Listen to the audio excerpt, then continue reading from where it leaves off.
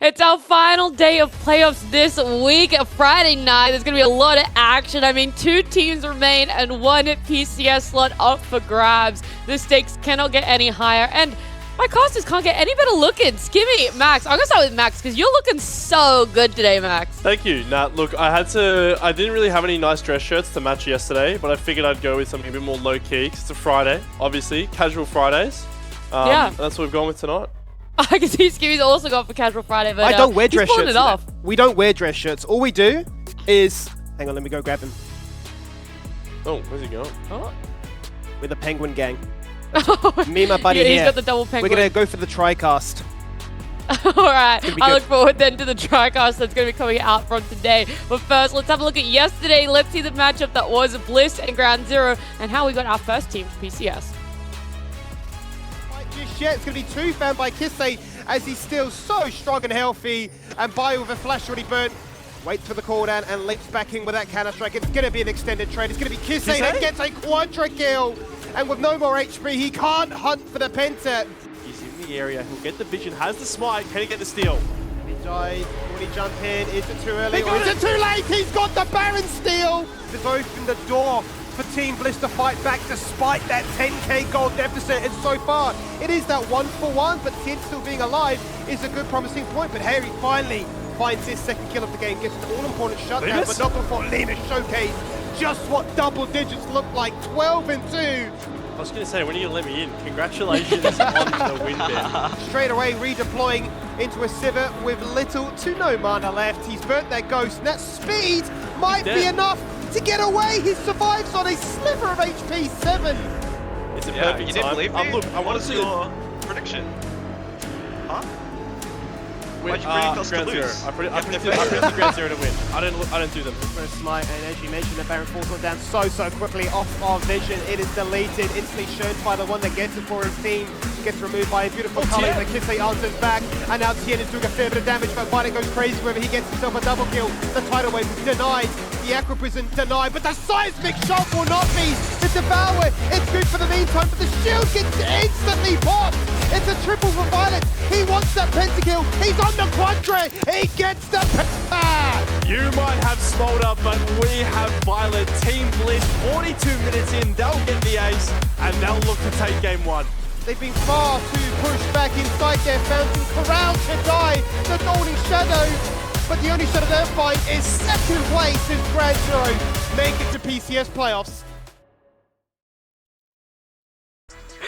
Big smiles all across the board for Ground Zero, who took this best of 5 to a game 4. It was a phenomenal series. We had so much action, but it was a little bit of a slippery slope for Team Bliss. They struggled when it did come down to the fine details and to be able to bounce back for themselves. But either way, it's been a fantastic playoff so far, Max. It has been. It certainly has been. And at the end of it, we kind of have the 3 teams that we did anticipate would be here towards the end, but not in the order a lot of us anticipated. Antic, obviously, you can see, have played basically every night this week besides last night. We will be seeing them return here. And Team Bliss, you know, who didn't show up since Monday, not having the showing that they wanted yesterday, looking to turn things around tonight. Yeah, hopefully, you know, yesterday warmed them up a little bit, and we're going to see more of that action-packed Bliss and see them put up more of a fight than we did yesterday. But either way, what they're really coveting for here is the PCS slot. We only got 1 left, and we thought it'd only be fitting if we caught up with someone from PCS. So we have Vestian here. We're going to bring him in. Vestian, hello, first of all. How's your day going? Yeah, good. How are we doing, my fellow Oceanian brethren? We good? Yeah, it's been really good here. Maybe, Skim, you want to have a bit of a reminisce with Vestian? Well, yeah, obviously I've been over there in the past. I know there was a time when we actually got a chance to, you know, work alongside each other. How's the PCS been treating you this split? Do you miss me? Oh, of course, we always miss you, especially those after PCS McDonald's trips. I think those are always missing the extra person. But yeah, no, it's been very good over here in the PCS. I think continuing to level up most of the teams, and obviously we went from 10 teams to 8 teams this split, so sort of narrowing that player pool, which just increased the competition really for all of the teams. Yeah, I'm sure it's a tight race over there with everything that's happening in PCS. But let's jump into it. We've got some pre-prepared questions for you that we want to hear all of the knowledge that you can give us for. Our first one is definitely, what lane is the most stacked in terms of PCS now that you've kind of culled the 2 remaining other teams and non-stacked PCS players? Yeah, it's kind of a hard one because a lot of the roles are stacked, but I'd honestly say maybe it's top lane at the moment because, like, there are so many skilled top laners. I mean, Skimmy, you'd know a lot of them, and I'm sure you guys watched the PCS playoffs last year. But, I mean, Driver, he is a phenomenal carry top player. You'll, of course, have RJ and the likes of, Rest as well for CFO. But honestly, there's a new rookie on Frank. He replaced Solo Kill, which were massive boots to fill. And his name's Jiang, and he is just insane. He's had like 1v2 outplays, he's come into team fights and just got quadra kills. He solo killed Driver himself as the Aatrox into Cassante, which, I mean, it's not the hardest matchup, but it's also not that easy to do against, especially Driver. So the top lane is looking pretty incredible. I mean, most of them have over 10 solo kills in the regular season. So, yeah, I don't know. I think that would be probably my take for the most stacked. I mean, second coming would probably be 80 carry with like the likes of Shun and Betty, of course, still being in the PCS. A lot of stacked roles and a lot of stacked players, so that's, I mean, one of the most exciting things about the PCS. I like hearing the top lane be hyped up, Max. Maybe you're feeling reinvigorated as well as a fellow top laner. Well, I'm really excited to see how it goes because from my read from PCS is that they're all very aggressive players in lane, and I think someone like TN, who's at least guaranteed to be going over, is very much that in spades, very willing to bust out the carries, and then we could have some really interesting 5P red side top laners that we don't really see here in OS. Yeah, for sure. Yeah, I mean, honestly, the 5P top laners that come out, I think the most creative is Taco and DCG. Generally, it's just like the non-counters. You know, you see a Cassante come out at blue 4-5 and you just answer it with the likes of a Nara and Aatrox. But it's kind of how these players actually play the lane, which is the most exciting part. A lot of them are the standard matchups, things you would have seen a lot in the LCO, of course. But it is just, these guys know the matchup so well and they play around their jungler and the opposing jungler so well that it makes it even more exciting. Well, let's actually compare LCO and PCS a little bit. Our second question here is, what is the biggest difference between the LCO and the PCS in your eyes, Vestian? I mean, I've caught most of the LCO this split because you've been on sort of earlier in the week and we're always on the weekend. And I think from what I've seen, the biggest difference is kind of how team fights happen. So like in the PCS, you'll almost never see a front-to-back team fight. They're always coming in from flanks. I mean, Aatrox is coming in from who knows where. You've got Akali's coming in, LeBlanc's as well. And I notice in LCO, a lot of the team fights are tending to be front to back, and a lot of that comes down to champion picks, right? Like in the LCO in general, a lot of Azir's being played, a lot of Orianna. Udyr in the top lane is still a big one, as well as the Cassante. And so it sort of means that the team fights are forced to be front to back a lot of the time. You can look for a teleport flank, but in the PCS you almost will never see, as I said, the front to back, and you're just looking for this top laner to make an amazing play from who knows where, a jungler, a support, all the same sort of idea. And I think that's the biggest difference. I don't think one playstyle is necessarily better than the other, but it is something that I think both sides, both the PCS teams and the LCO teams, are going to have to get used to, is the difference in sort of how each team wants to play these team fights and the macro game around such dragons, you know, barons and the likes. Yeah, we always kind of talk about the objective prioritization for a lot of our teams, but I'm curious that who's going to stand up to the test of some chaotic team fights and being aware of all the angles and where everyone is on the map. Another question, though, I think this is one of our last questions that we have for you as well, Vestian, is the meta comparison between the LCO and PCS. You already touched on, you know, some of those pocket picks in top lane, but what about everywhere else that's going on? Yeah, okay, so one thing I kind of noticed from watching the two regions is the PCS has a bit of priority over the Udyr, but a lot of the times it's sort of the weaker teams and they're just getting something that will win the lane. The only exception to this really is sort of PSG who play the Udyr, but they play it a whole lot different to everyone else, where they kind of push in their lane and then ignore it. They let their opposing laner do whatever they want, but they'll just go and invade. And so I think that is one thing where LCO seemingly, at least in playoffs, has had quite a high priority on the Udyr. And that's kind of one thing that's surprising me. Another one, I guess, in the bot lane is the Senna. LCO seems to really, really prioritize the Senna. I mean, it stands in the playoffs at almost 100% presence, whereas in the PCS, we have sort of found answers to the Senna. And of course, now that Smolder's out, it's kind of changed how the bot lane works, which is something we've only seen 1 week of Smolder now, so it's hard to say exactly where the meta stands on that so far, but at least it kind of seems like you don't want the center if Smolder's open, because the Smolder's just going to scale while you're also scaling, and then the Smolder's going to hit a whole lot harder. The other big difference, I think, is the mid lane champion pool. I mean, there is a bunch of mid laners who have, 8, 9, even there's one with 15 different champions played. Whereas it tends to be that the LCO likes their Azir, likes their Orianna. Akali I see getting a lot of play as well. So I think there's a bit more diversity in terms of the mid lane champion pool in general in the PCS. Not to say that it's necessarily better or not, but it definitely gives the PCS an advantage in draft where they are going to be more flexible to answer the likes of the Azir, the Orianna, and the Akali. Yeah, that's actually very topical because yesterday we talked about like the LCO mid champs compared to even just globally. So knowing that the one step up to PCS is going to be a big challenge when it comes to draft and execution is good to know, but it's going to be interesting when we do see our teams finally go over there. But Vestian, we're running out of time. I appreciate so much all the information you've given us. So thank you so much for joining us. No worries at all. I hope you have a good cast and enjoy the finding out who's coming over here. We'll see you to take the trophy. That's right. Try to take the trophy from CFO, no chance. No chance, bro. Bestie, thank you so much again. We'll see you later. No worries. Catch you later. Bye. Nice. Max just had to sneak in there with a little cheeky Slack comment. Yeah, I mean, given our recent performances, it's a bit optimistic, if anything. But hey, if we don't have high hopes, who does? Look, I really loved the information on how Vestian was seeing our team fighting, because that was something that we've praised quite a lot about top 3 remaining teams and how they're able to take those team fights. And now it's like, oh, that could actually be all unraveled in PCS. They might be very ready for it. So, Skim, there's a lot of food for thought. And hopefully, at least Ground Zero, our first team going over to PCS, looked at that interview and goes, all right, we got a lot to think about for ourselves. Yeah, and I think obviously there's a handful of players that have had a chance to go over there in the past, right? Obviously, Limus has gotten every single time, so no doubt he's thinking, all right, this is what I've learned from all those previous interactions. But, meta aside, obviously there's always going to be those differences, but I think it's always been that aggression they found in those early laning phases, right? That's almost caught them off guard a little bit, a lot more explosive, very much like the Eastern meta has been at times. But just sort of the macro setup, we've at times fallen down, especially on the MSI and World stage. We've been behind by 10,000 gold by that 15-minute mark, right? Because they're setting up lanes better. We're much more interested in those sort of like mid 5v5 ARAMs, or I suppose for this season at least, maybe overestimating the value of those Void Grubs and putting 4 people up to that top side of the map. So we'll have to wait and see how sort of those metas collide, and if that 1 week break, once they've gone over there to actually, wait for those players to start, if that's enough of them to have a chance to solo queue, to scrim, and hopefully acclimate. Yeah, look, everything that you did here, just do it 10 times faster when you get over to PCS. Yeah. Easier said than done, though.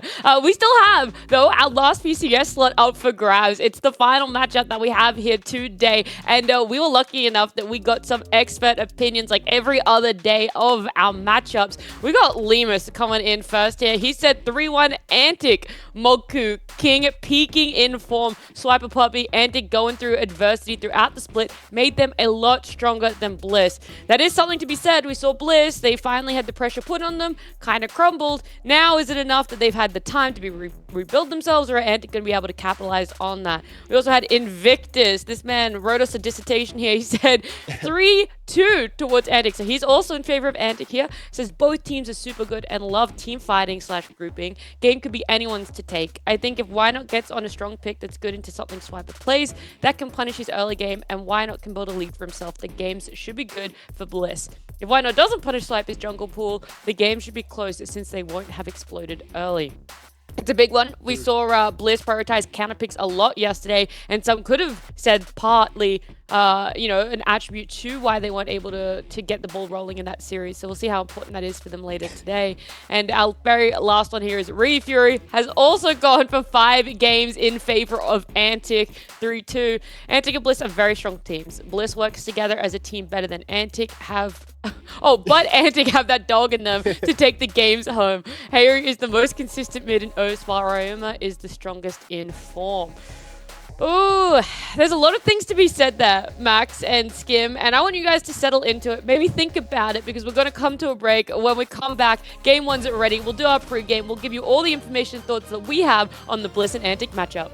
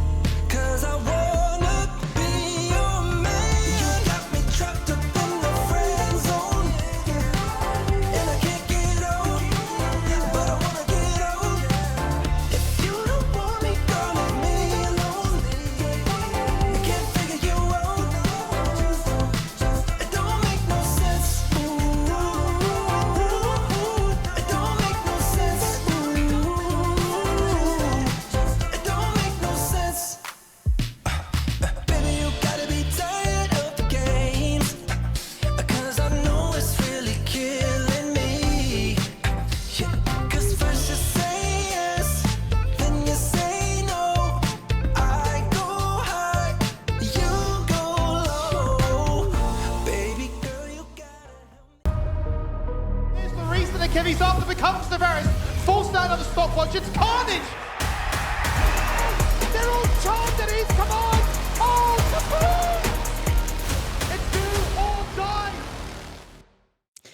Oh, Bliss versus Antic. I tell ya, this one's going to be a battle for the ages. Or at least, hopefully, it is. Because Bliss, coming into this split, everyone had them as their top seed. They did finish out the regular season on top, but they fell short yesterday against Ground Zero. And this is the last chance, the last slot that they're going to have, Skimmy, to make it over to PCS. Exactly right there, Nat. And I think it's an interesting topic, given that some of those pro player interviews, or their predictions rather, sort of talking about the whole idea that Antic have gone through a little bit more adversity, and I think that's something that's missing from Bliss, right? They've had that near perfect split, only dropping a single game during the regular. To come and get upset like that, don't have much time now, only 24 hours to bounce back and really make it count.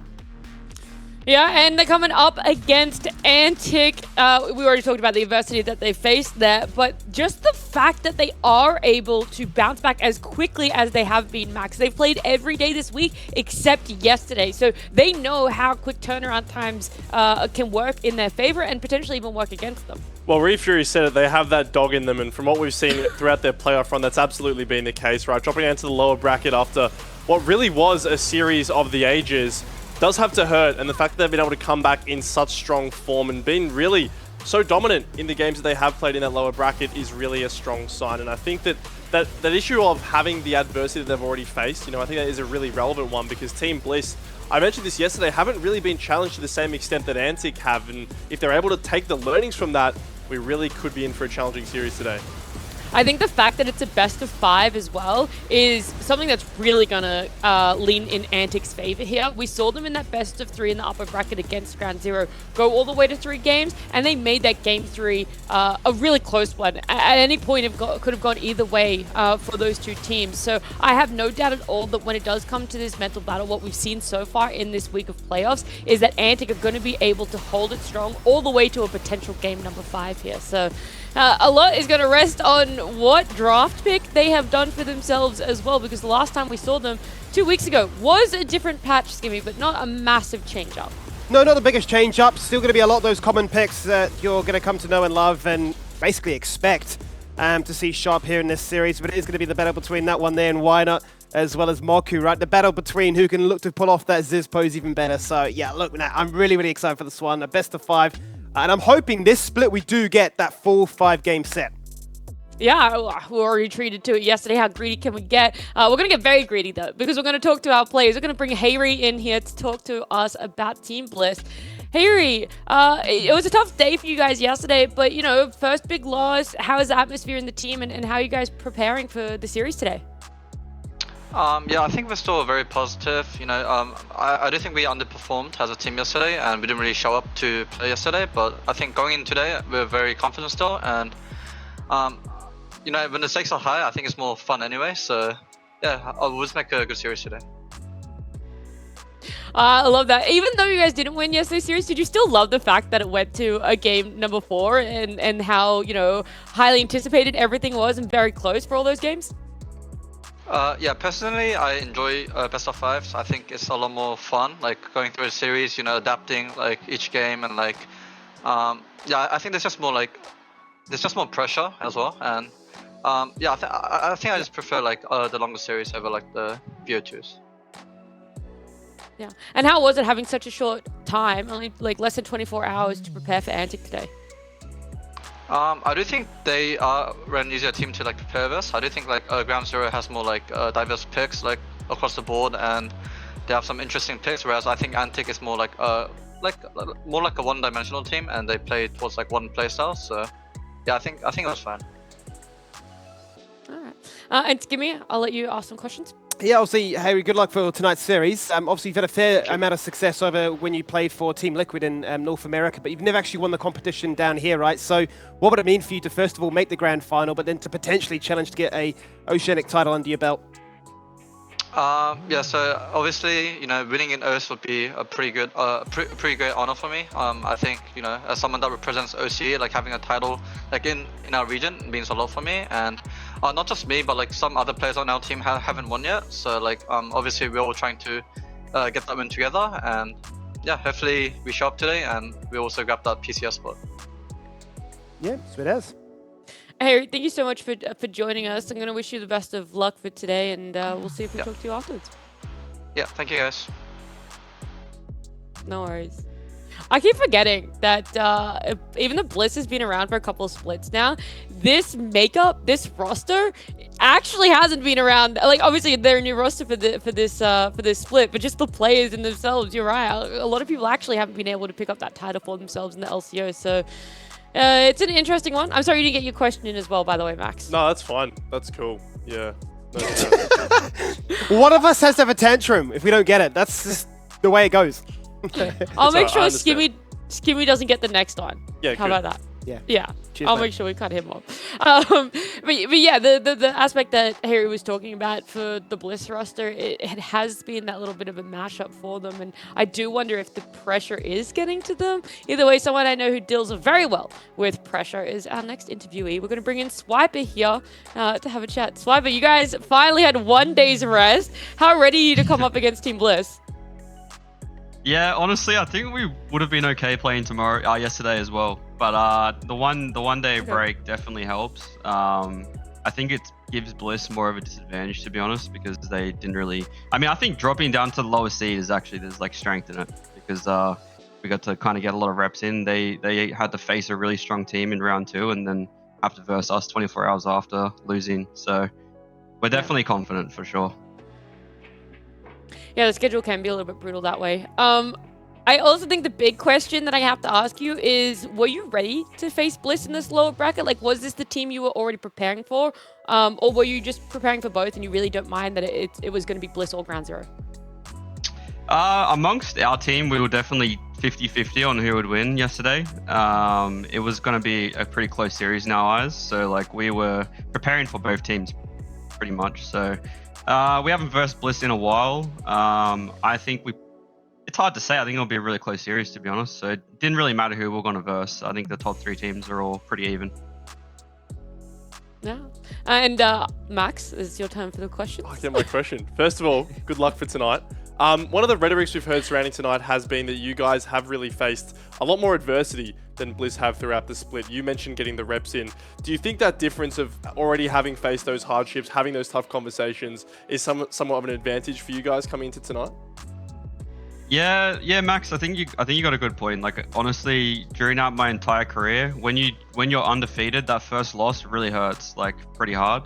I think getting that loss in during the regular season there's a lot of strength to it. I mean, we'll see what Bliss has tonight. We'll see if they can bounce back. They haven't really been in this position yet this year, so it's going to be up to them to mentally reset and come in strong. But I do think that it will probably be weighing on their minds, if I was to be honest. Yeah. Perfect. All right. Well, Swiper, thank you so much for joining us. I'll let you go. I'll let you get ready, and good luck tonight. No worries. Thanks, everybody. See ya.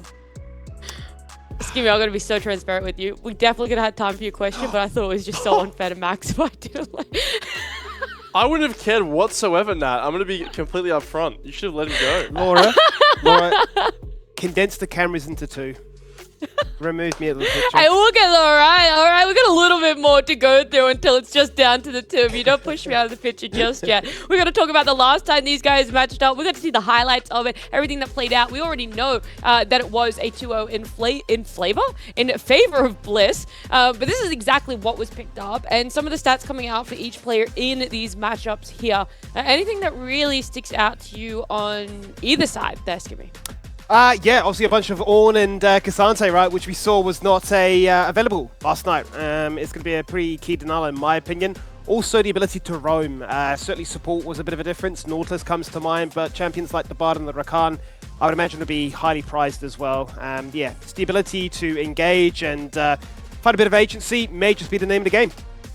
I love the mid picks. I don't know why. I think it's just a little bit of recency bias based on what we've been talking about quite a lot, Max. But the Orianna, the Tristana, the Akali, the Yone there as well. Like, right there in 2 games, and the 2 mid laners picking up 4 different champions for themselves. And it leaves this best of 5 so wide and so open when it comes to what's going to be drafted between those 2 players. Again, it's not these 4 just standard control mages in the mid lane. There are assassins. There are these champions who are wanting to push the pace. And really, when you do have have two of the best mids in O's. Obviously, you have to throw Kisei's name in the conversation, but it certainly creates an interesting dynamic. And as we take a look at the damage share, you can really see that that is the picture here for Antic. Still 35% damage share, which is so ridiculous given they've played, what, 3 series? So to be able to maintain that number over that many games really just speaks to how this whole team is built around Ryoma.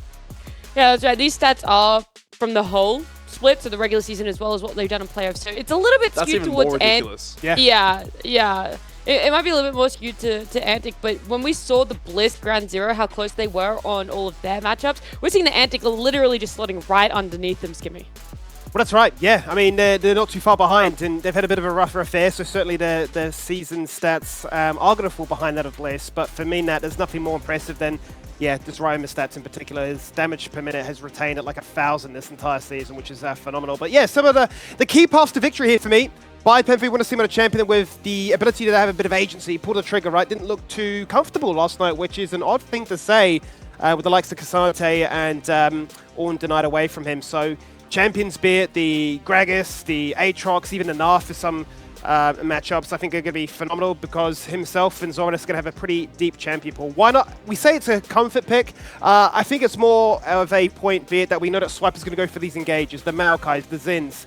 It's going to be a very known quantity, so why not has the freedom to really explore whatever he likes. Could be the Brand, could be the Kindred, maybe even a cheeky Nidalee instead here, Max, where you look at Antic, very different kettle of fish. Yeah, completely two different styles here, and that kind of side selection is going to be interesting to me. Obviously, we saw Bliss last night really favoring the red side, and I think that this is something that they have shown to be kind of their strategy now, especially against Antic in their previous series. They were on red side both times, picking Brand both times up for why not, and really looking to kind of explode the map through this jungle. And actually now we can see they're going to flip here. And Skimmy, this is something you brought up there with the fact that Smolder is so high priority for Antic, right? There's going to be an incredibly contested pick, we're imagining, throughout this whole series. Yeah. So Bliss here coming in and saying, okay, well, we're going to take that blue side, at least allow the first game, have that draft on our side. I wonder how much of it is that it didn't work out for them yesterday, and how much of it is, oh, this is Antic, maybe we don't have to worry as much about counter picks, that we know that to almost any degree, we're able to blind pick in quite a number of roles and still have a really good skill-based matchup. So a lot that's in there, something that might even have to think about when it comes to the end of the series. But before we even start our series, you guys should put !Discord in chat. Join our Discord. You can have a say in the fan votes that's happening over there. Maybe watch with a couple of other people. But if you like to watch alone, and if you like to stay in Twitch chat, then while you're there, you can use all your Twitch channel points over there in the top right-hand corner above Max, and give us your game prediction. Game number 1. Is it going to be Bliss? Is it going to be Antic? To inspire you a little bit, we'll give you our predictions, and we'll tell you that we've all gone for something completely different. Yesterday, we were all so sold on it being Bliss that it would go 4 games. The only thing that we got right was it went to 4 games, and today, I've gone for Bliss as a 3-0. Skimmy's gone for Antic all the way up to 5 games. And Max, you've gone for Bliss in 4 games. So we'll start with Max and then Skim, and then if there's time, I'll talk about mine. Okay, so I'm going to try to condense this as quickly as possible. Firstly, I think Bliss do well when they have a predictable draft to read. We heard it from Swiper that Ground Zero is a little bit easier to actually... Sorry, Ground Zero, the opposite.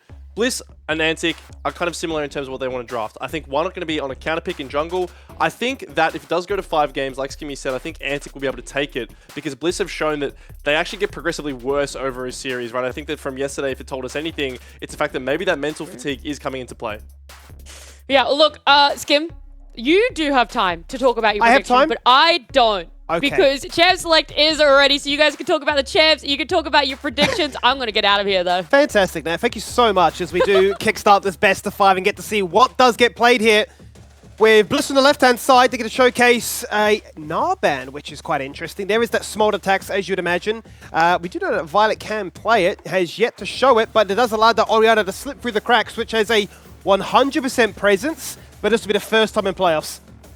Yeah, the first time here, and I think that this is the kind of side of this matchup that we have seen a lot of mid laners favoring, right? They'd rather be the Orianna going up against that Azir, just because that is a bit nicer of a laning phase. You can often get push, often bully the Azir. Yes, the scaling department is quite even, but in that early game, agency is going to be really important here. Now, the AD carry also going to be picked up by Antic. The Xayah lock-in is almost baiting a Rakan pick to deny that Lovers duo going over. But if we do know anything about Bliss, they are more than willing to get creative. Why not in the jungle? We'll have his brand denied away from him. So not going to have that pick that he really loved against Antic in their previous meeting. And here we go. The return to Lucian. Got a pentakill in game 1 of their previous series. And it'll be paired with the Nami. Certainly will. As you said, it was a phenomenal way for them to start this series up against Grand Zero last night. They'll be hoping that that is the same case here today too. They're not going to go for the Lover's Duel though. They're going to pivot away from that Rakan and go for the Nautilus, a champion that you would imagine will still be highly prized throughout this series. But into the second half of the pick and ban, and now they say, well, you know, we've denied one of those fast-clearing junglers and Brand. Let's remove another in Nocturne. I really like this Nautilus pickup here from Antic. I think not only does Dracu look absolutely fantastic on it, but it really is one of the best ways to deal with the Lucian Nami. Yes, you know, the laning phase, if it's allowed to go where Lucian and Nami can just get permanent push, stand behind their minions, it's really hard as Nautilus. But if you know anything about Antic, they're willing to constantly put pressure on that lane. They're willing to really burn these summoners early and then really stop this Lucian and Nami from getting off to a good start. Like you said, the Nocturne going to be taken away, and the response will be the Rel here. So another one of Swiper's kind of favorite picks in the jungle, provides such easy engage, especially synergizing well with the Azir over the top of that. And Vi to also deny the lockdown onto Lucian here. So with the jungle pool really pinched, 3 bans going over from the side of Team Bliss, what does Swiper go towards? Well, that is the question. What's up and available still would be the Maokai and the Poppy. Perhaps a cheeky Jarvan as well, but the Maokai is what he played up against Why Not last time. And he's going to go for it once again. Between that as well as the Nautilus, you've got yourself a really easy, engaging option. And Skimmy, we joked about it before broadcast, but literally, you could pre-write all of Antic's drafts and they're going to be the similar thing. That Maokai there confirming that it will be this front-to-back style. And the 4-5 of Bliss will respond with this Sejuani Aatrox here. So some much needed tankiness and engage coming out from their top side. But that does leave 5P counterpick in the hands of Zorinus. TF top we saw in the hands of TN yesterday against BioPanther, in fact, was able to get a significant lead and really run the map to his favor. And they're going to be looking to do the exact same thing here. That they certainly are. I'm going to say it worked for them. It can work for us as well. And this really does spice things up to kickstart this final best of 5. And I'm quite glad actually to see some Sejuani come back into effect, because I feel like it's one of those champions which really did dip out the meta in favor of others, be it the Zen, be it the Vi. But you know, if you do have a strong laner like the Aatrox to play towards, you can make sure that Bio, we're going to bounce back with a vengeance. That's my issue though here, is Why Not really does have a bit of a hard time deciding where to path. And I think that's why the TF is such a smart pick, right? Because obviously you want to be pathing to your Lucian Nami to be able to defend the 3v3s. That's really where you fall down, is if your Lucian Nami is able to get ganked on a wave that they're pushing in. And that really does create a lot of room in the top side for Zorinus to get to work. We're expecting the TF to run the Ghost, run the Swifties, and really in the 1v1 matchup, unless you majorly misplay, there's not many opportunities for BioPanther to actually find those solo kills. So a really nice adaptation from Antic. They've got a really standard 4v4 team comp in the bot side, and then this TF really allowed to unlock his potential in the side lanes.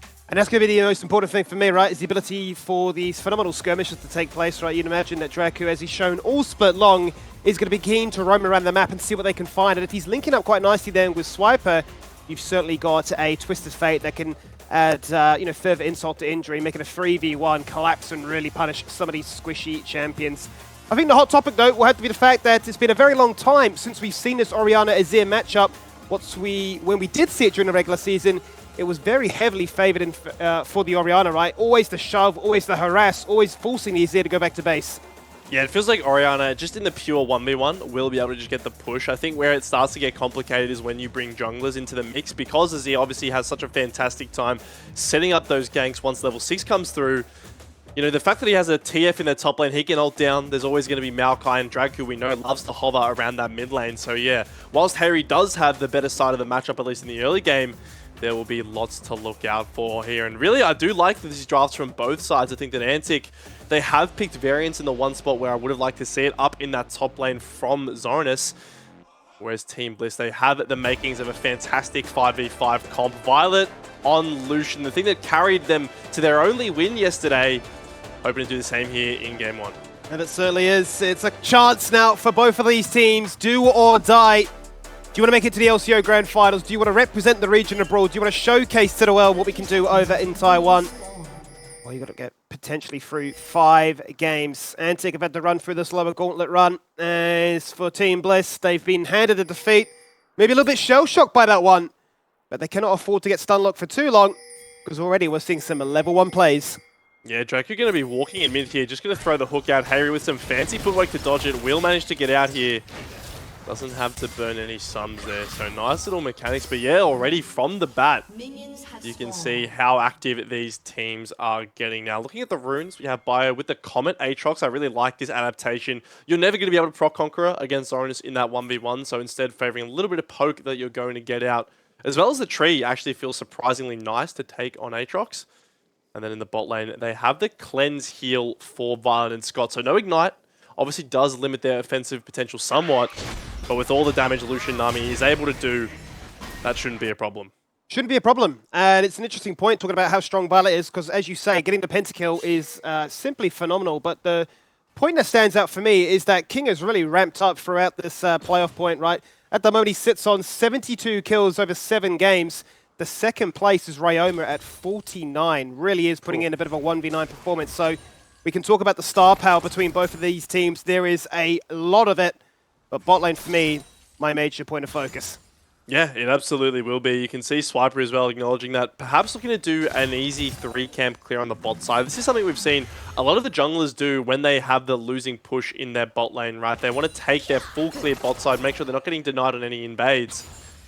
And as for the time being, that will mean that the pathing is matched here. You can see Wynot's finishing his Krugs now. As Swiper heads towards his Raptor camp, there will be a little potential for a move here from Sejuani. They do have that ward in the Tri-Brush, but no real knowledge as to what Swiper has done in his jungle. He'll face check here, see the Gromps done, see the Blues done, and really he's just spending a lot of time here for not really much gain.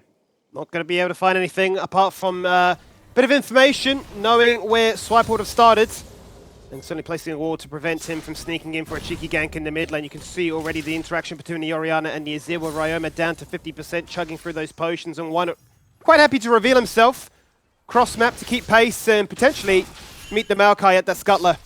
Well, that's interesting for me that he just shows on the mid wave here. I mean, they knew where Swiper was, but until that point, Wynot's position was relatively unknown, I guess you could say.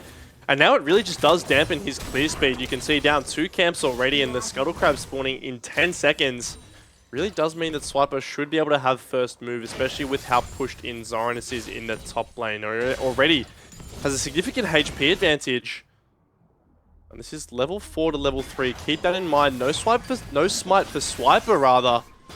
So it will just be a little pick up here, but he's going mid.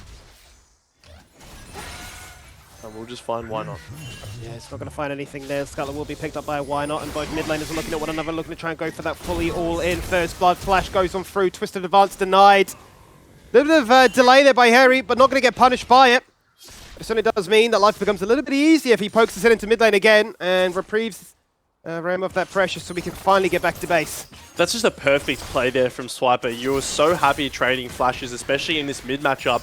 Now this is an Orianna who has no flash against Azir, and we already know how that is likely to go. So Swiper taking advantage of the fact that he has Nimbus Cloak, right? That's why Hayri has to use the Respect Flash, because even though he's far away, that little burst of movement speed does help him catch back up. So Swiper, we've kind of coined him as this Game 1 fanatic. He's looking to keep up the same reputation here. It seems to always be the case, right? And who can actually become the bigger Titan? Give it Violet a pentakill on this champion, or Swiper setting the tone of how he wants this jungle matchup to work in his favour. It's worth checking in with that top lane as well. As you mentioned before, the Twisted Fate is going to have a bit of a fun time going into the Aatrox rather.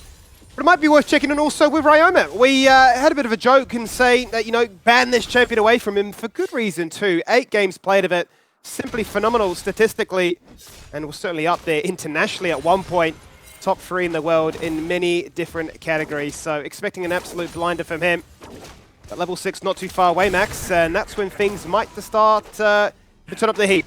And did you see his damage share there? It was 40% across 8 games. 40%. I mean, I know he had that series where he literally averaged 50%, and it's a bit just completely ludicrous to even think of. But yeah, as for now, you do hard at the level 6. This is the wave where mid laners will be ticking that one. But really, Hayri just trading nicely as this wave is pushing in. Ryoma lost a bunch of his health bar even after TPing back. So you can see members of Antic will be brought into the area to create room for Ryoma to shove this in. As here goes the scoop. Empress Divide, there it is. Ah, but the angle's not perfect, so Swiper looking for the Twisted Advance, doesn't want to take that one. And Roma, very low there, not willing to try and flex it in a different direction. So the opportunity passes them by. Why not pokes his head into top lane, even without level 6. It's enough to force Zoranus' Ghost. He'll force the Ghost out, but the key thing here is that Zoranus is level 6 before he is forced out of lane. That really allows him to have this pseudo TP if he needs to use it to get back. As hold on bot lane. Bot lane's the action right now. Violet in trouble. Flash! Did him with the auto. You're locked in place. Turn your attention now to Scott. And King's looking for that blade caller. Can they rip back the fifth? Oh my god, he's flashed into the hook! It's a double for Dragku. Sure, it's not the best case scenario, but they are stamping their authority here. Antic, the battle of the bot lanes, they come out on top there. Every single summoner in that entire lane is used.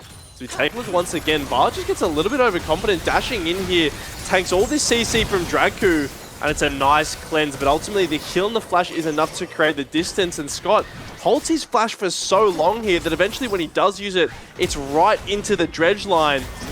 And yes, it's 2 kills for Nautilus, but you've shut down this Lucian Nami.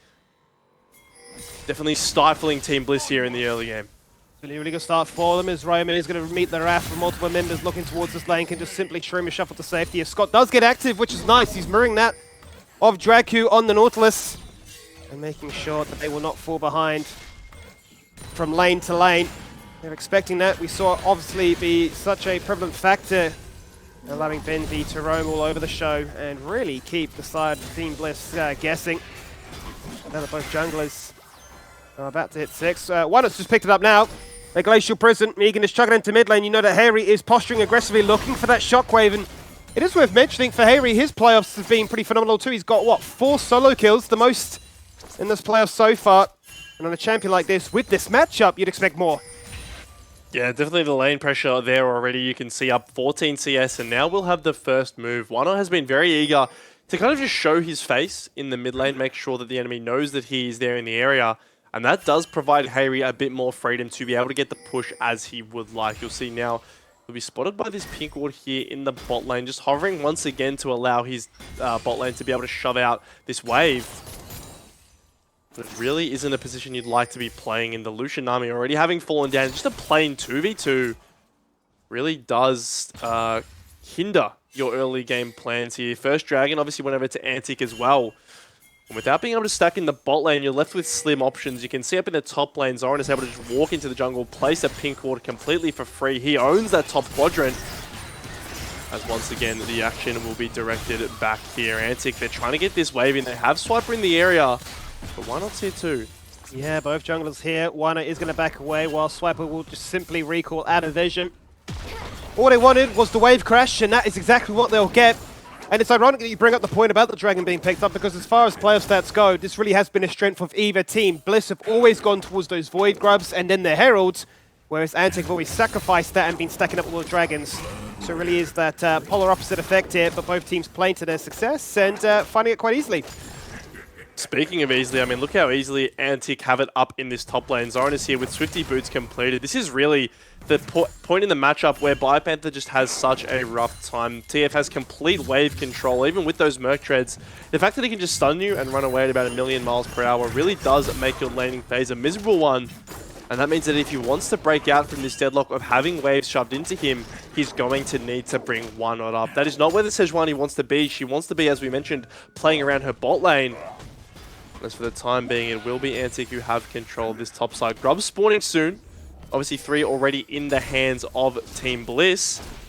Swiper is in the area to look for a potential contest. We haven't really seen the Grubs find the most value, I would say, in previous series. Obviously teams who have them typically like to be able to set up in those side lanes. But with the team comp and team fighting that is on the side of Team Bliss, I'm sure they'd much rather favor a straight front to back. That they certainly would.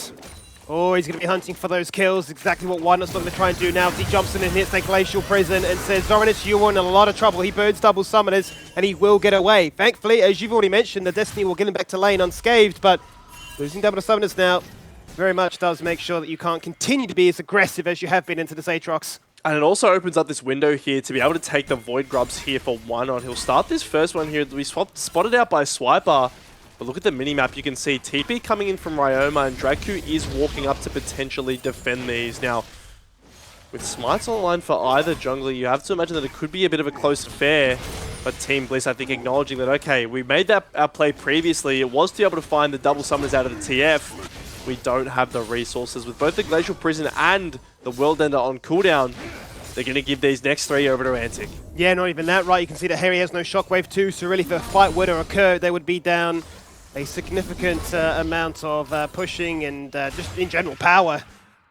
So, gonna concede it, gonna give it cross, so 3 for 3. It's a bit of a nice timer because it does allow Zoranis to utilize that to say, well, there's no pressure for me. I can get even more plate gold as a result, already up by such a healthy amount in the CS, and he's just managed to basically weave in 2 plates. Yeah, he's crushing it up here. We'll take the second one, as you said, off the back of it. And this is why this pick is so fantastic into Aatrox. You can see that even with one in the area committing that ultimate and even landing it, all TF has to do is Ghost and Flash. He's able to basically outrun any single duo with those spells. And it means that the top lane will once again return to this affair of Zoranis shoving in now. As the second dragon spawns, Team Bliss are quite spiked on their bot lane items. You can see that earlier kill has allowed Scott to get towards his Imperial Mandate quicker. And pairing that with Violet Stormrazor, they definitely have a lot of skirmishing power. 3v3 in the bot side. How's this one going to go? How does this one go? Because Wyler needs another 5 seconds before his ultimate comes out. Is it too little too late? Because Scott's already dead. That item advantage means absolutely nothing here, Max. The locket from Dragku simply shielding all the damage they throw at them and say, you were trying to set up for that dragon? Actually, that one's ours too. Dragku just curving the hook there. Scott is found and blown up instantly. And really, once you get on top of that Nami, she's nowhere near as threatening as if she's able to just play behind her tanks and empower her Lucian. So 3v3 ends basically as soon as it starts with just the 1 kill going over. And this is the danger of picking something like a Lucian Nami early on. You create the window for this Nautilus to come through. And Dragku already 100% KP. Locket of the Island Solari on board as well. He's looking to keep up his form as one of the premier engaged players in our region. That he certainly is. You can imagine King must be smiling to himself, knowing that he's still sitting on that noon quiver and thinking, well, we're just winning these fights and I'm lagging behind in the CS, lagging behind in items. But I'm able to actually just, cruise through this lane. It's not a bad situation to find yourself in. They won't get a chance to reset back to base after all of that. But why not sniffing for another game potentially in the mid lane? They will return back to that dragon and make it a 1-for-1 on that objective. Yeah, this is good, leveraging the priority of Violet and Scott while Swiper is on that top side of the map. They can kind of gather that through the bit of tracking that they have through the wards in the enemy jungle.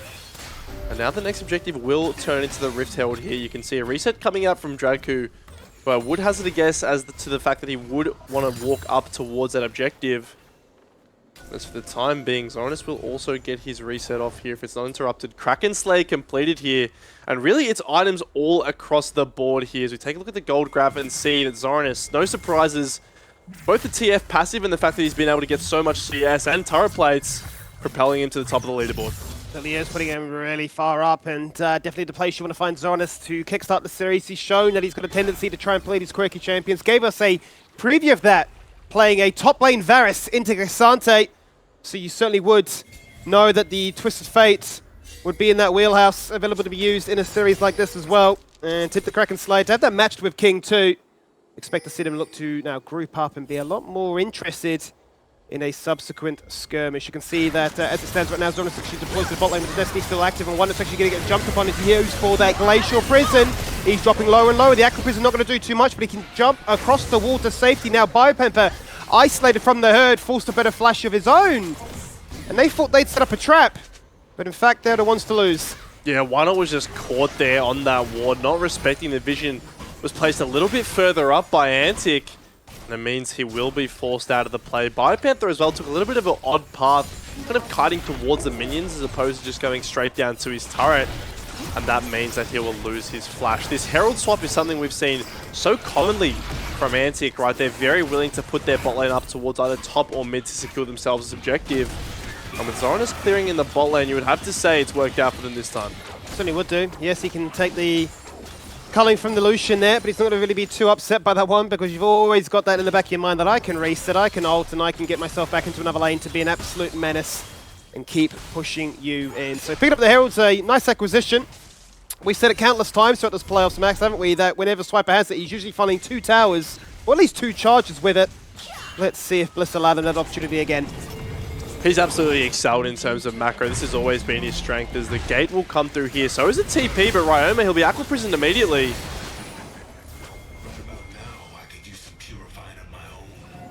Antic here, you can see, defending this bot lane turret. They use the TF ult and Ryoma's TP to make sure it doesn't fall down. And with all the mana expended here on Violet's Lucian, they will be forced back to base eventually. So just the first turret going in favor of Antic off of a nice macro decision to rotate up towards the top side. And now the gold lead, just 1500 at this stage. With the scaling of either comp, you really can't say this game is over until you're knocking on the Nexus door. But as for this point, Antic feeling quite nice about how this game is going. But they certainly are, and I'm sure if they can keep pace with the aggressive early game that Team Bliss look to try and comprise themselves of, then you're feeling pretty good about their chances of bringing it to a classic late game Antic situation. Worth mentioning for Bio, he's going to go for the Profane Hydra. We've seen obviously a bit of a variation between that and the Sundered Sky, but obviously opting for a little bit more damage with that lethality route. Looking to see what they can find here in the bot lane, but another 90 seconds until that third dragon spawns, so nothing coming of it. Just really establishing control of the river, and also the vision. Well, that's the key thing here. I think given how both teams have wanted to fight over this bot lane turret, the more wards you can get in this bot side, the better. And I think that now is really the window where Team Bliss should be able to crack this one. You can see they've got 4 members in the area faster. And as for the time being, Ryoma is trapped in that top lane with no TP. The Izzy obviously able to shove in, get pushed in that matchup just because of the range disparity. But Biopanther having the TP really means that Ryoma has to respect either moving down first or just keeping him confined in that 1v1 situation. And now 50 seconds on this dragon. This really will be where we could expect some action to occur, as items all across the board are being picked up here. Archangels for Hayri online. He's got it needlessly in his inventory as well. So despite not having been involved in any kills as of yet, this is a very strong Orianna. If he's able to channel a shockwave on top of someone like a Sejuani who's able to get into the fight, you really could be able to blow someone up. Keep in mind that King has no cleanse as well. You'll often see that adaptation come out when there is a Sejuani. That means that if a Sejuani R does land, even if he does have the Feather Storm, there's all the chance that he could be blown up before that's even able to come out. And it's a good point, because I think it brings into question then, what's the itemization for Dragku then? Are we looking at like a Knight's Vow? Are we looking to try and rush that Mikhail's Crucible second as a result and really make sure that King can be fairly greedy with his choice to go for the Summoner Heal instead and have all the tools to really continue to be that 1v9 machine that we've seen him do all playoffs along with that. Third Dragon now spawning.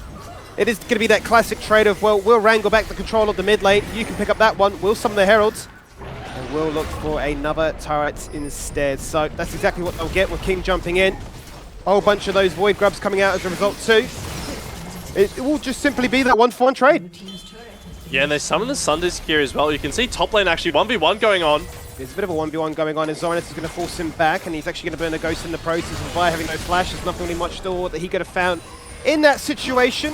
Nature's Grasp blocking in place too. Jungle is trading 2 ultimates. A Swiper cops a Shockwave to the face, but they can always disengage away to the Sunders. They don't need to completely give up their freedom here. And they've locked Team Bliss into a bit of position either they're not too comfortable with. It was a travesty there. The ball was in the middle of 4, but Hayri unfortunately just walked out of range, so he wasn't able to find the Shockwave. Team Bliss will try to settle it by getting the kill onto Swiper. They won't find it, but they will force out his flash there. So no kills really being traded over. We'll have to take a look at what happened in the top lane. I think Bio just kind of found a window to get aggressive on towards Zoranus and force out his Ghost. But for the time being, Antic definitely taking the lead in terms of their control over this mid lane. Herald, the one charge, yes, but obviously the push in the inside track doesn't enable them to get a little bit more control in the area. As here we take a look once again. This is the 1v1. This is completely isolated. They know all 4 members are over. And plain and simple, Zoranus just steps up too quickly into the Q2. And that is really the go signal for Biopanther here. Unfortunately, the TF has so much movement speed once that Ghost is popped that it's almost impossible for an Aatrox to catch him.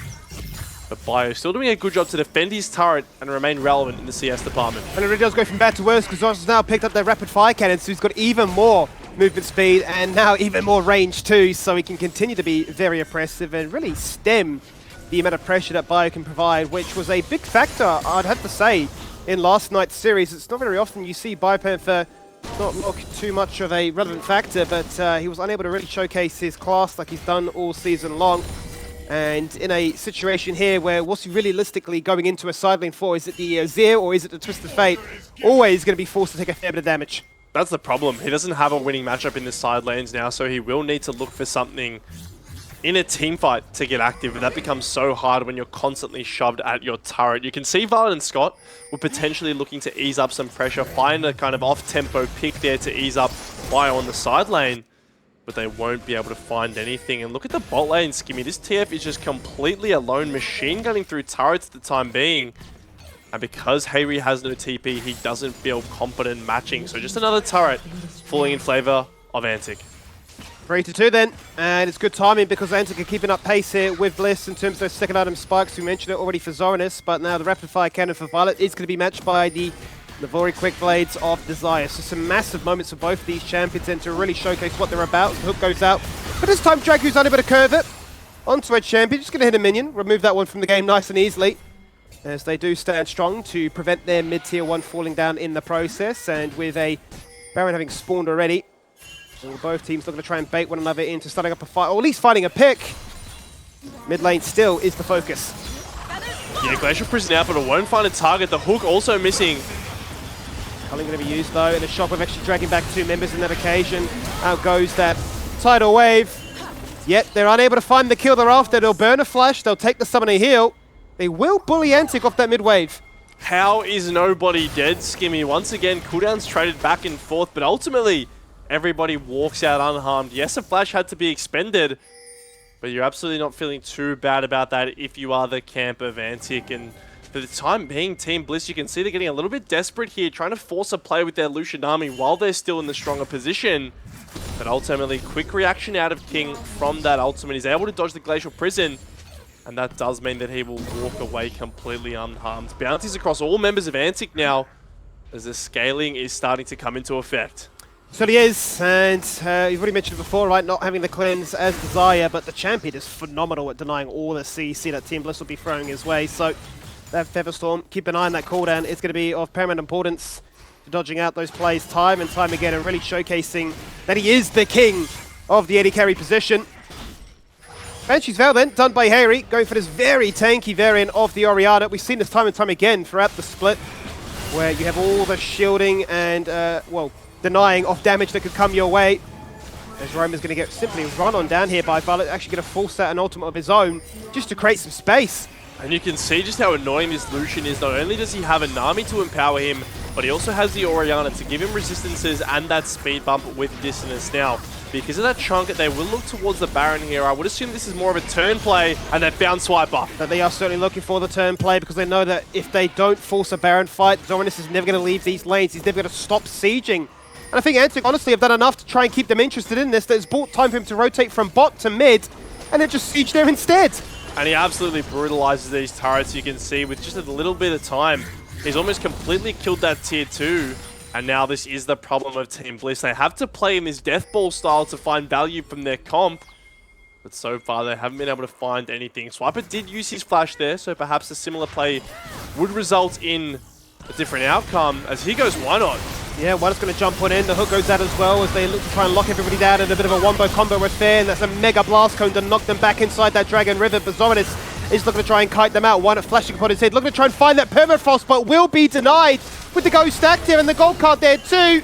There's not much about to happen. Going to try and turn things around here. It is already Draco that's fallen on down. Still Team Bliss, all 5 members, as they will look towards that 4th Dragon. Zoranus here is so annoying in these fights, running around too fast for anyone on Team Bliss to catch, but they can certainly catch his gold cards. This time it'll be a red locked in as they're starting the Dragon. It's down to 8,000, but BioPanther seizing the moment, 25 minutes to try and wait for his 2nd kill of this game, and it's going to be rewarded for him. He'll pick up an assist as Violet gets the goal, but King answers back with the Blade Caller, rooting him in place and saying, "You shall not pass." That's exactly what Ryoma does with the Emperor's Divide as they burn the flash, but Violet's been baited. That's not where you want to be. Why not is burning? He's frantically holding on. That Kanik just offering him enough resistance. This fight's been going on for so long that Dracu's actually able to come out of base, and Team Bliss, they get the initial pick, but they ultimately aren't able to find the rest of the fight. Zoran is really doing a fantastic job of holding them off there. And you can see once again how this all breaks out. This is kind of the second altercation after Dracu has already respawned. BioPanther having the position onto Swiper, who he knows has no flash. So they're able to find this kill, but look at all the DPS that come through onto BioPanther. This is not a tanky Aatrox by any means. So he just goes down in response, and Violet not able to find the damage onto Ryoma. You can see flashing forward to try to get something, but will just go down as a result. And now Antic, with all the damage off the board, are free to take their second dragon of the game. And they certainly are to appease them. So no very quick and easy soul point picked up by either side. And it's a very slow-paced game, as we've come to sort of know and expect, and really see to start off a series. You know, set the tone, feel one another out, and really understand what is a must-ban and what is really the way to try and approach these team fights, because that really is becoming the name of the game. As it took 26 minutes now for finally then to take down that TL1, as another opportunity to try and get out King is denied. This Featherstorm really finding infinite value. So what's huge here though is they force out the Featherstorm without using the Sejuani ult. They might still have that and want to use it here. But Swiper is a very tanky champion. Now with no cleanse, no Featherstorm and no flash, this is the most vulnerable you'll ever see King in a game. If there's a moment to find him, it's right now. But you can see the way that Antic are posturing on mid lane. They're bringing Dracu and Swiper on every single wave to bodyguard and kind of just act as that meat shield. So one is unable to find the engage that he's looking for. And now as this game begins to kind of standardize out for a little bit. 4,000 is the gold lead for Antic. These side lanes really continue to be the problem for Team Bliss. Yeah. As Zoranus has based, picked up the Storm Razor now. 3 items on this TF. He's only got 2 assists, but certainly his value is way more than that. I'd love to actually know if we could bring up the total gold graph again, just to sort of see where all that gold is placed, because as you already mentioned, be it that much in favor of Antic, surely the lion's share would still be in favor for Zoranus. As you can see, a full 1,000 over King, which has been farming exceptionally, making pace, with Violet not too far behind him. But you can see a bit of a major divide, and not the best space really for BioPanther to be in, right? He knows that he's so far behind this Twisted Fate that really it's going to be sending Harry to try and respond, but he wants to be grouped up with the team to find those meaty shockwaves. Yeah, you can never really actually kill this TF now unless you commit significant resources, and if you do that, you always open up the option for a Baron. Now, Antic actually going to bring Ryoma down here towards the bot lane. It has been a 1v1 for so long that BioPanther might just be able to get caught out here. Gold card locked in.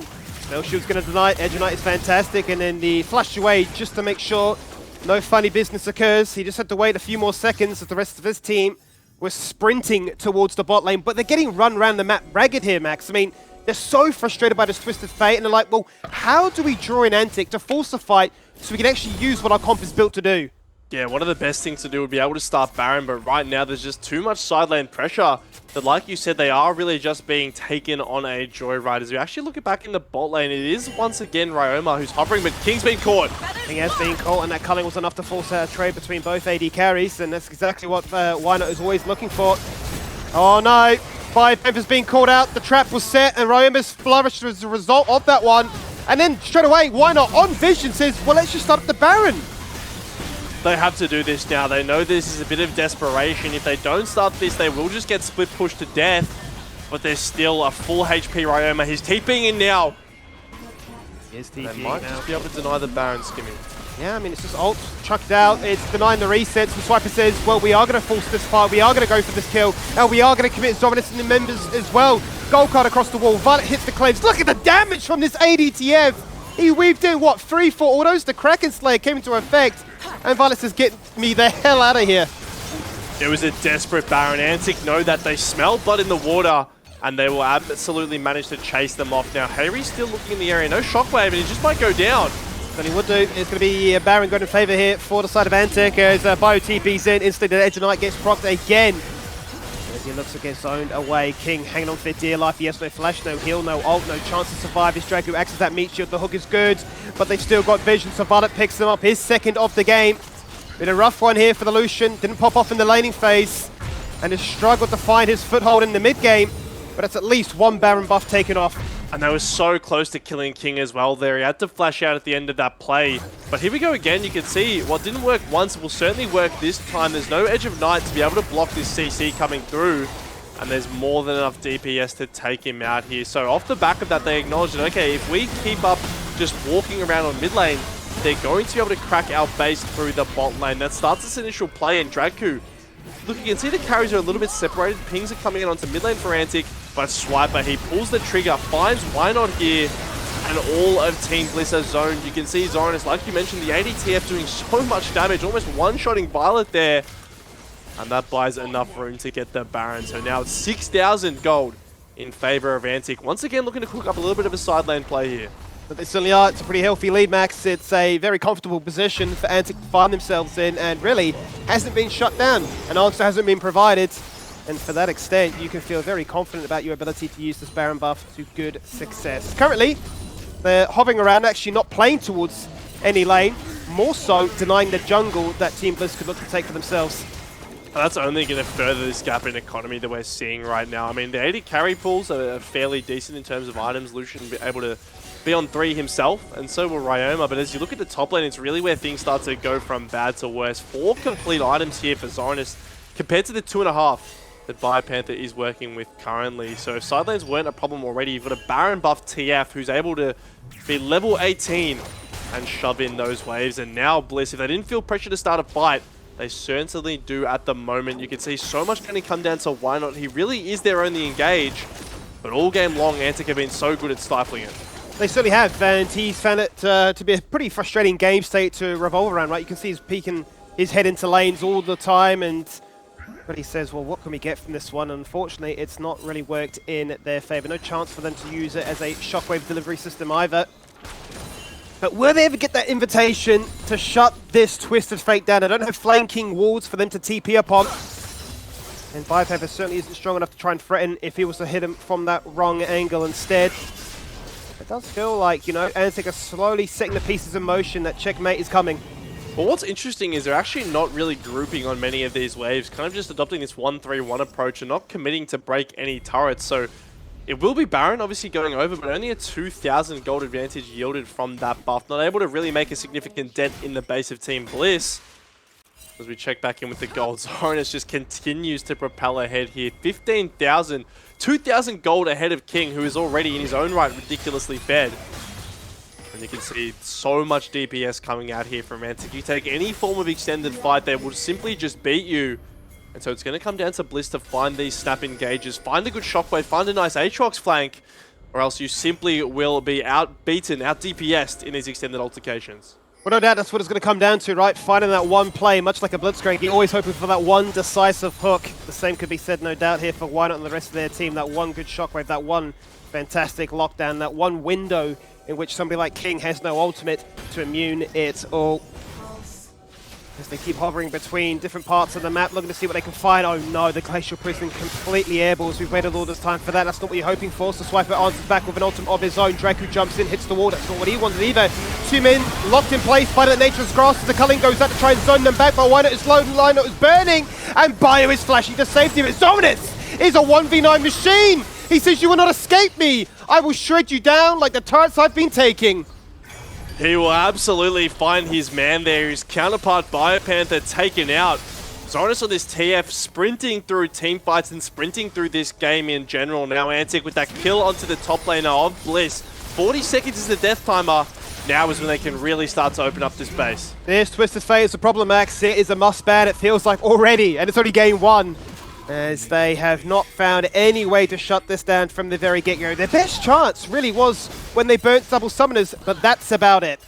Yeah, you can see Why Not crucially missing the ult there. Enables this counter engage to come out from Antic. Now, it's not clean by any means. Draku missing the hook, but look at Zoranus. Procs the Banshees with an ultimate to land the stun card on Zahiri, taking him out of commission for a little bit.